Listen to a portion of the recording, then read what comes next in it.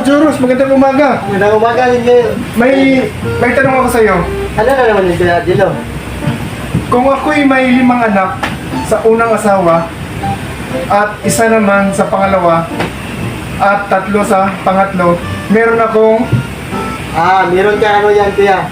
Kalandian. Isa ka rin Karinting. Ha? Grabe ka naman, Joros! Mas Christian lang naman to. Ano rin Kuya? Joke rin naman ang ginagawa ko.